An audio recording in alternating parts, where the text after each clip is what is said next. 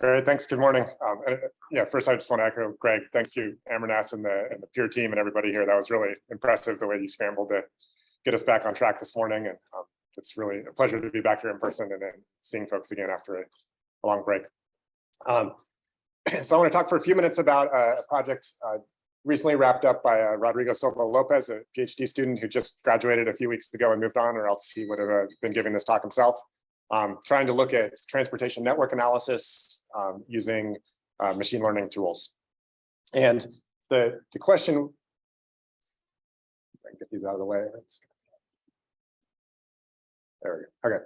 So the question we were thinking about is kind of looking at a big transportation network in this case, but more generally kind of at some sort of infrastructure network where you've got interactions between damaged components and provision of services throughout a region. If we want to do kind of selective upgrades, for instance, bridge retrofits, how can we identify those bridge retrofits in a way that kind of has the maximal impact in terms of reducing risk to the system? I'm going to kind of walk it through primarily in a case study, looking at a Bay Area transportation network that we've played with for a number of years. That's in some sense big, but in some sense still a simplification of a very big network in terms of its spatial extent and the millions of people that use it each day. And maybe to get started, so I'm off camera here. I guess you can look at something besides my chin if you're online.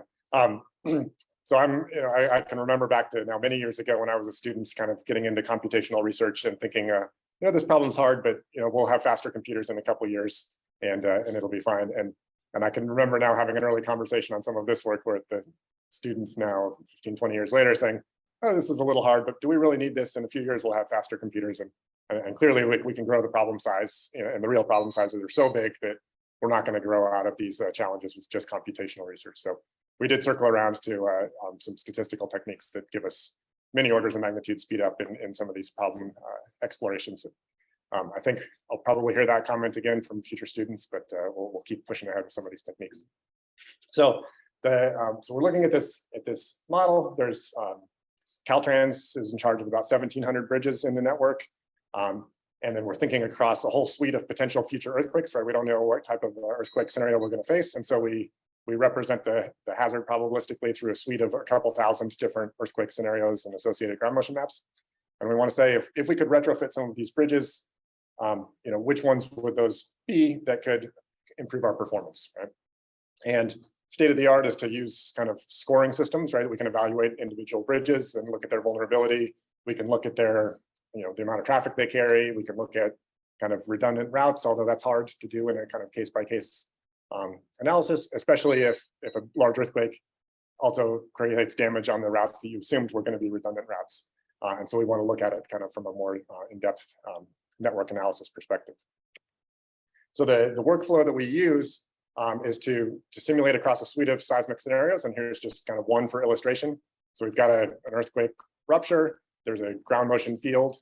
We quantify in terms of intensity spectral accelerations across the region. We can then look at each of the bridges individually and predict damage or non-damage. Here we're just using. You will get an extra 30 seconds for your talk. Thank you. So we can predict damage just using a fragility function. So there's no kind of detailed bridge analysis here, but those fragility functions could be calibrated through more detailed study. And once we have damage to the bridges and we take traffic off of the severely damaged bridges, we've got then a trip assignment and a traffic routing algorithm that sends our traffic back through the damaged network. And we can look at congestion and extra travel time from detours and things like that. And we'll aggregate that up in terms of a kind of an increase in total travel time to look at just a metric of provision of service, right? And lots of those parts could be refined, but this is enough to set up this general problem we're interested in of how then do we change the system. I'm borrowing slides with animations. In terms of computational time, the ground motion maps are relatively quick. These are empirical ground motion models, not kind of wave propagation simulations. The bridge damage is fragility functions. The really slow part here is this network analysis and the traffic assignment. That's 99% of the computational time. So in order to kind of probe the system more effectively, we're replacing that. We want to take that traffic analysis generate a bunch of data and then train a neural network that's much, much faster, that can take as inputs the damage state of all the bridges in the network and produce as an output this network provision metric. All right. And so I first want to train that, and then I want to talk about kind of what it would be useful for. So neural network fitting, in some sense, this off-the-shelf algorithms. There's a few interesting questions for our domain, though. So one is generating that training data. There's some interesting questions we faced there. There's a little bit more standard kind of training of or setting of the network structure in terms of a bunch of hyperparameters, and we can iterate over that. I'll skip that. And then there's a question of how do you evaluate, how well the model is fitting. I think the interesting one is that first one. So let me talk about that briefly. This is a kind of a plot of a bunch of training data. So the horizontal axis is this travel time increase as predicted by the explicit slow traffic assignment model. And then the vertical axis is the predictions by this neural network.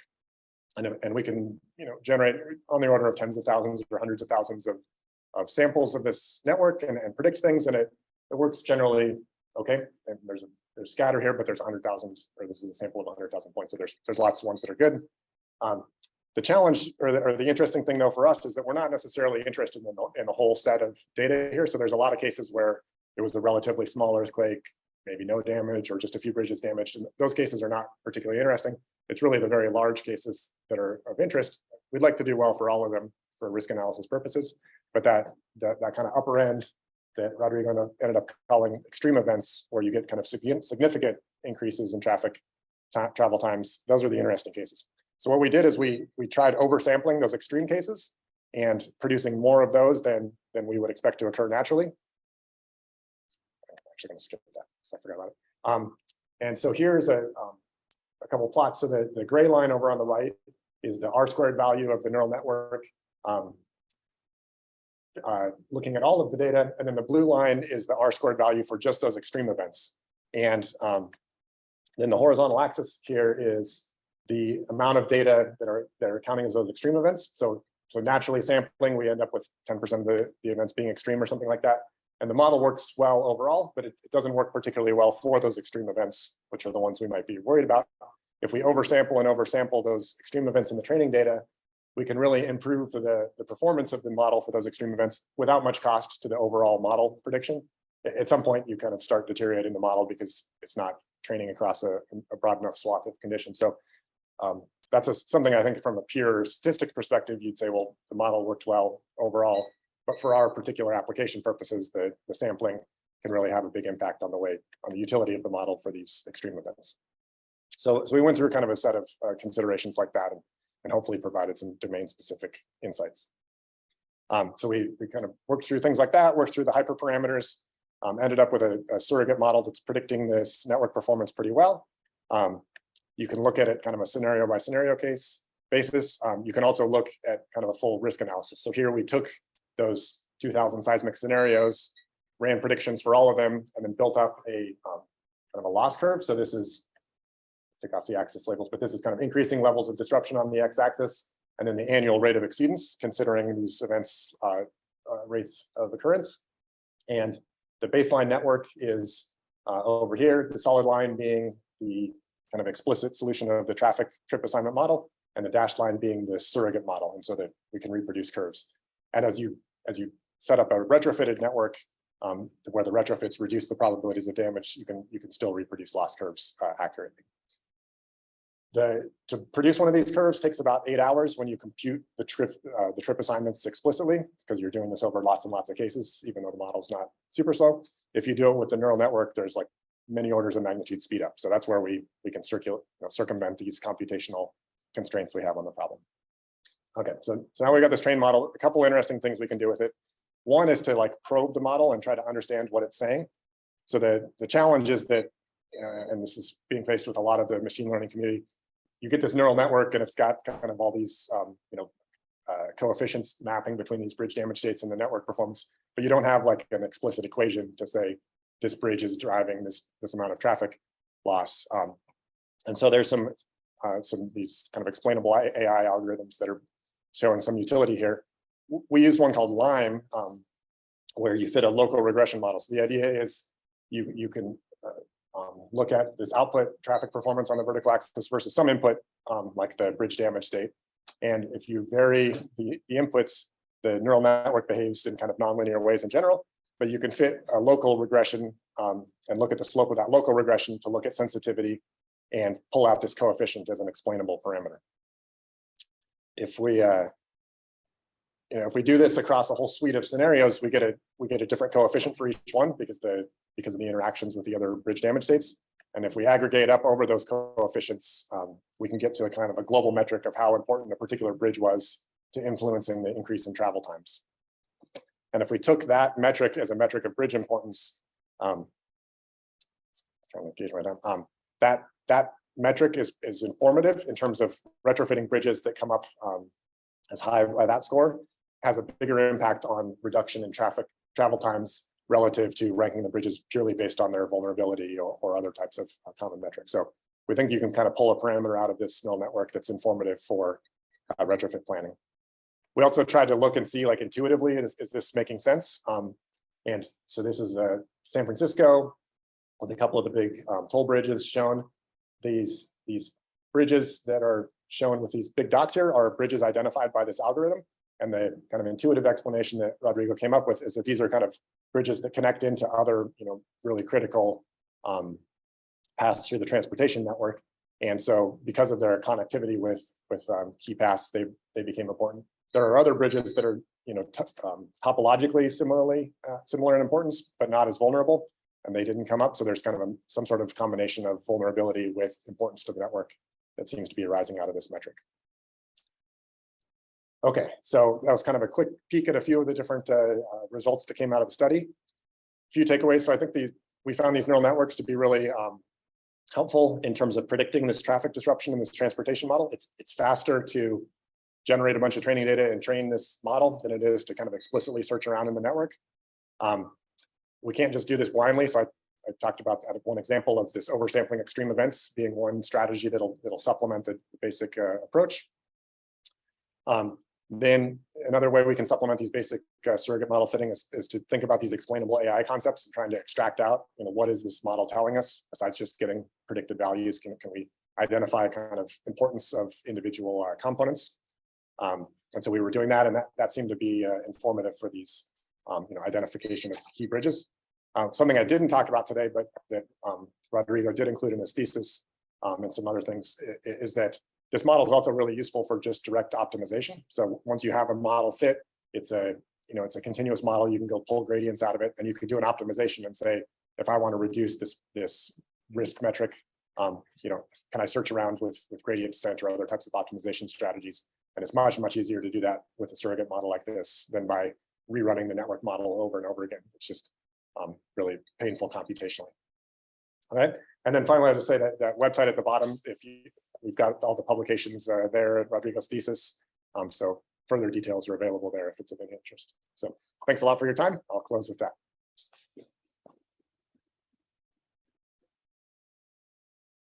Great. If you have time for questions. Question, Jack, if you go your 3-step process again, you showed sort of start the ground motion. So in the damage map, you assign one-time history per bridge, and so what how do you have the uncertainties associated with more complexity in the analysis? Great question. I skipped past like a billion details on this slide for the sake of time. So it's just a fragility function. So we take its input, a 1-second spectral acceleration, and you get out a probability of, and we're just looking at kind of severe damage as a binary damage state. And these fragility functions are just coming from Haas's fragility curves. But that being economic, you could run different realizations. That's right. That's right. How that affects traffic cycle. Absolutely. Yeah. So you could run this with time series fields, and you could put them into finite element models and things like that. Computationally, right, you'd run into bottlenecks on that, but that definitely could be done. We were really interested in how do you integrate that into a kind of a risk-based rather than scenario-based analysis, and then how do you go probe to identify important bridges? But lots of the component pieces could be refined. Great presentation, great work, I would say. Excited about it. When you talk about optimization chapter, which you did talk about. Yeah. Today, the questions are always about the thing you don't talk about. Yeah. Did you in optimization include some rough metric cost to retrofit? Yeah, we did it a couple ways. So sometimes we would just, in the objective function, right, we can try to think which ways have we done it. We set it up in a variety of different permutations. So one, you could say, I want to minimize the travel time. The other way we would do it is we would say, I want to minimize the cost subject to a travel time constraint. That's actually sometimes optimal in terms of just setting up the optimization. And the cost, we sometimes just did it a fixed unit per bridge. We sometimes we did have kind of deck area of the bridges, and we multiplied by a cost per square foot as a rough proxy that the kind of longer bridges were more expensive. We didn't get into like more detailed cost estimating than that, but a cost could be put into the objective function in that type of way. Cost per square foot is fine. Okay. But otherwise, you have to. Yeah. A lot of engineering costs. Yeah. Thank you. Jack, do you have a sense these A and N algorithms put together? Presumably it's posted so other people can run that. Yeah. And relates that is if other researchers, things will always change, methods get better. I'll be talking about more detailed bridge models to retrain that and everything, getting more systematic. Are there other problems you guys have to overcome that would be lessons for the next folks? Yeah, great questions. So with the pragmatic thing, so Rodrigo there is a GitHub repository of the neural network itself. We also have a repository for the transportation model that does the trip assignment and stuff like that. So if you have different ways of predicting bridge damage states, you could put that into this trip assignment thing. So hopefully we've left breadcrumbs for my own students, future students, as well as for anybody else. Those are public repositories. And then even with the fitting the model, we probably spent half the project just trying to like go in circles on how to get the most performance out of that. So that's why I was interested in things like the sampling protocol. So hopefully, that's a little less algorithmic, but hopefully conceptually we've documented kind of the considerations that we thought were important if somebody was to refit a new model for a new infrastructure network. Yeah, so I think for the collaboration in the future. Absolutely. You don't want to start back from square one. Okay, thank you.